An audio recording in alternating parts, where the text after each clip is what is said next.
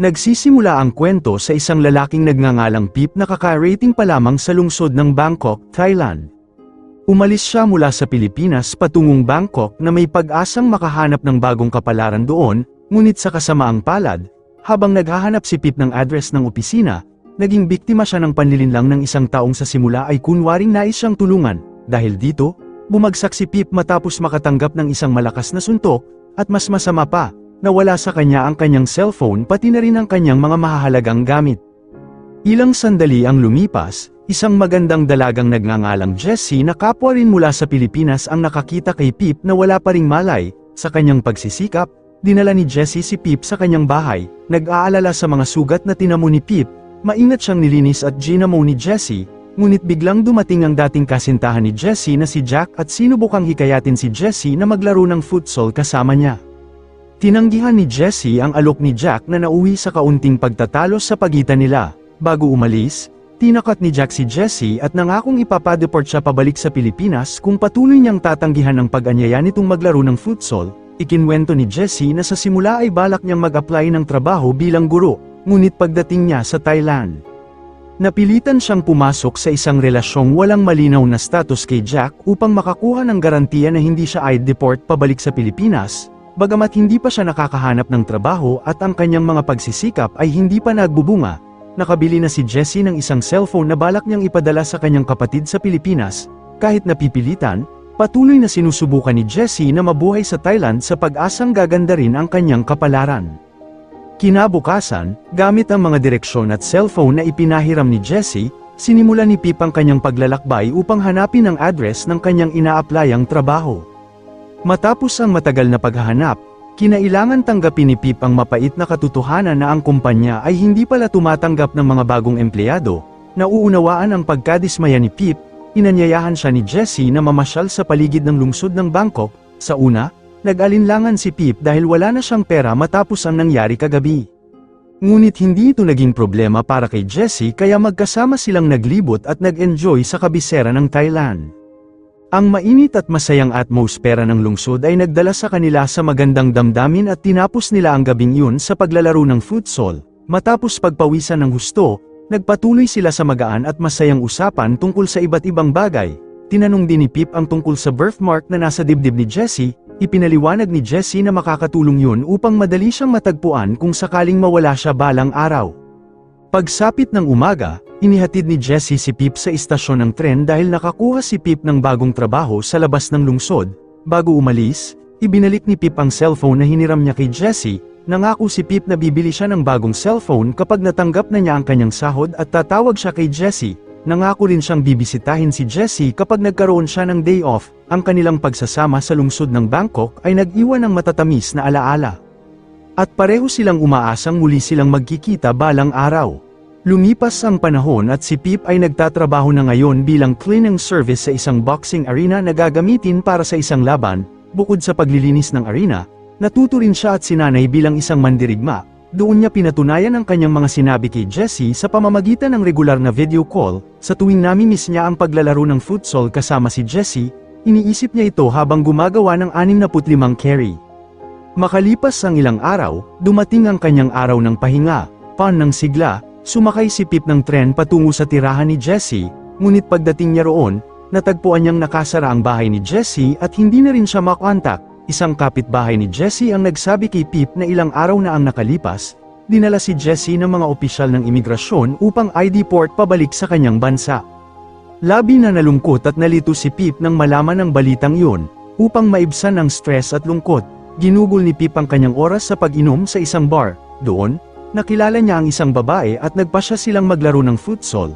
Ngunit sa gitna ng laro, biglang nagkaroon ng guni-guni si Pip na parabang si Jessie ang kalaro niya. Dahil sa kakaibang asal ni Pip, itinigil ng babae ang laro at iniwan siya. Matapos ang insidenteng yun, hindi sinasadyang nakita ni Pip si Jack, ang dating kasintahan ni Jessie, na naroon din. Pumasok sa isip ni Pip na maaaring ang lalaking yun ang nag-ulat kay Jessie sa pulisya kaya ito na-deport. Nagpasya si Pip na sundan si Jack at nang makarating sila sa isang liblib na lugar, bigla niyang inatake si Jack. Nang mapagtanto ni Pip na patay na si Jack, agad siyang tumakas mula sa pinangyarihan.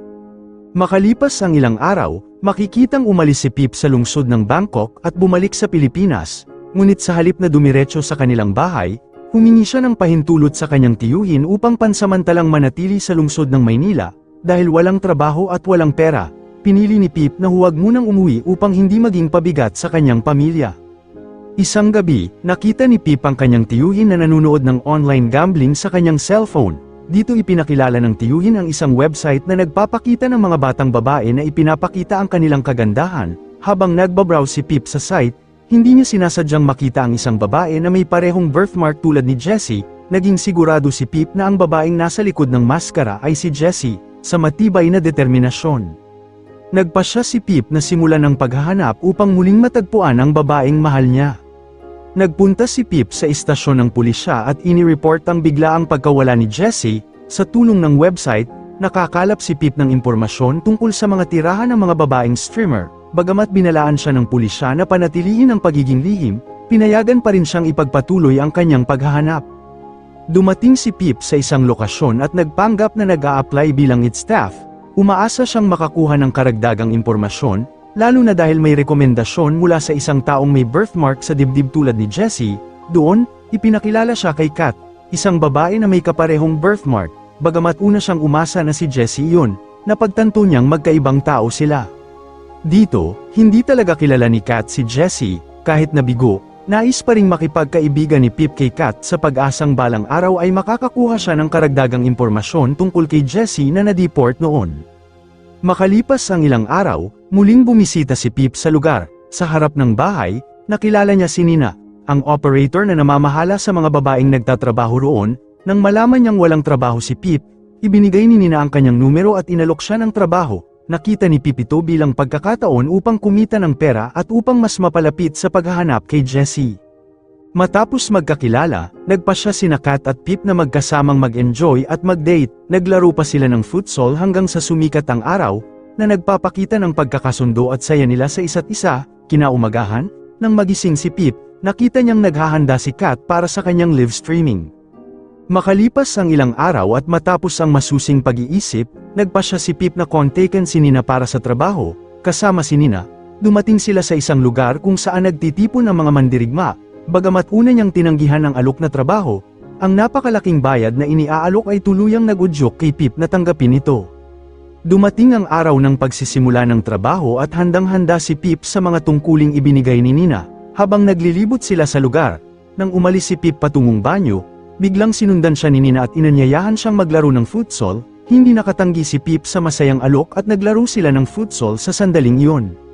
Habang lumilipas ang panahon, mas naging abala si Pip sa kanyang trabaho, pati na rin sa kanyang mga tungkulin kay Nina. Isang araw, sa isang maselang sandali sa pagitan ni Pip at Nina, hindi sinasadyang nakita sila ni Kat. Dahil dito, nagselos si Kat at nauwi ito sa pagtatalo nila ni Pip, kahit pilit na ipinaliwanag ni Pip na mahal niya si Kat. Lalo lamang naging emosyonal si Kat at tinapos ang kanilang pagkikita sa pamamagitan ng pagsampal kay Pip. Kinabukasan, pumunta si Pip sa tirahan ni Kat ngunit wala ito roon. Hindi rin makontak ang cellphone ni Kat at sinabi ng kanyang mga kaibigan na hindi ito umuwi kagabi at walang iniwang mensahe. Nawalan ng pag-asa si Pip at nagpasya siyang bumalik sa istasyon ng pulisya upang humingi ng tulong mula sa isang taong tumulong na sa kanya noon. Dito niya nalaman na upang makakuha ng impormasyon tungkol kay Kat, kailangan niyang tapusin ang trabahong ibinigay ng Intel, na isang planong laban na inayos ni Nina. Lumabas na nagtutulungan sina Intel at Nina upang lumikha ng isang palabas na may napakalaking bayad para kay Pip. Inutusan si Pip na magpanggap na matalo at masugitan upang makuha ang napakalaking halaga ng pera. Isa itong uri ng laban na may pastahan. At si Pip ang magiging susi upang mas lalong lumaki ang kanilang kita. Samantala, sa ibang lugar, sinubukan ni Pip na gawing sarili niya ang nag-iisang kandidato sa laban sa pamamagitan ng pagsunod sa isang mandirigmang nagngangalang Anjo, sa isang liblib na lugar. Inatake ni Pip si Anjo hanggang sa mawalan ito ng malay. Isang malaking gulat ang nangyari nang mabunyag na si Anjo ay kapatid ni Jessie. Sa sandaling yun, isiniwalat na si Kat ay si Jessie na nagbago lamang ng anyo.